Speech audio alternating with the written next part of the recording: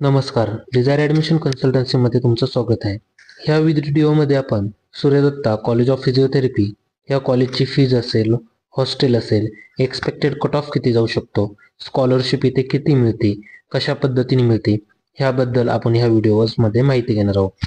तर सर्वात पहिल्यांदा कॉलेजच्या फीजचा विचार केला, जर तुमची कॅटेगरी ओपन असेल तर 1,04,000 रुपये ह्या कॉलेजची वार्षिक फी आहे. स्कॉलरशिप तुमच्या कॅटेगरीनुसार मिळेल. जसं की ओपन कॅटेगरी असेल तर तुम्हाला 50% स्कॉलरशिप, ओबीसीला 50%, SC STला 90% स्कॉलरशिप, NTला 90%, OBGलाही 90% असते. फिमेल्स कॅन्डिडेटला तर स्कॉलरशिपमध्ये पूर्ण माफ आहे, म्हणजे ट्युशन फी लागतच नाही, फक्त डेव्हलपमेंट फीज वगैरे गर्ल्स कॅन्डिडेटला द्यावं लागते. आता पूर्णपणे 100% स्कॉलरशिप जर तुमचा 8 लाखापेक्षा इन्कम असेल व मेरिटची सीट असेल तर फिमेल कॅन्डिडेट्सला मिळून जाते. मॅनेजमेंटसाठी कोणत्याही प्रकारची स्कॉलरशिप मिळत नाही, ही गोष्ट लक्षात ठेवा. कोणत्याही प्रकारची स्कॉलरशिप तुम्हाला मॅनेजमेंट किंवा IQ कोटासाठी मिळणार नाही. ही सर्व स्कॉलरशिप असेल मेरिट सीटसाठी.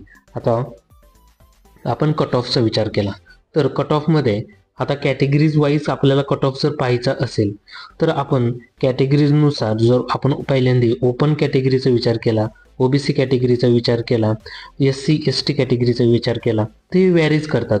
सुरुवातीचे जे कॅप राऊंड्स असतात त्याचे कट ऑफ हाय जातात, नंतरचे कमी जातात.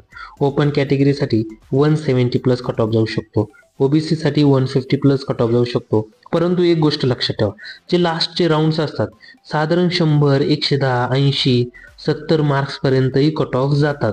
खूप कमी लास्ट राऊंडपर्यंत कट ऑफ होतात. 70-80 मार्क्सवर, 60 मार्क्सवर सुद्धा ॲडमिशन मिळतं.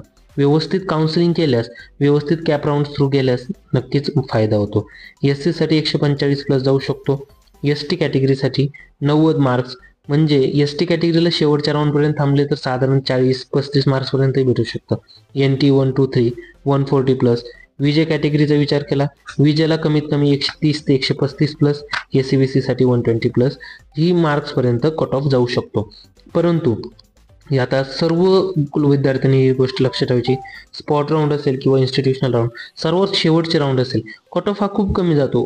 जो तुम्हाला आता स्क्रीनवर कट ऑफ दिसत असेल त्याच्या मानाने 50, 60, 70 मार्क्सही तुम्ही कमी करू शकता किंवा त्यापेक्षाही जास्त कमी करू शकता.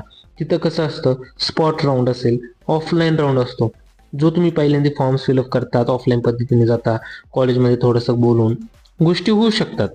आता सर्व डिटेल तुम्ही व्हॉट्सअपवर मेसेज करा, कॉल करा, तुम्हाला सांगण्यात येईल.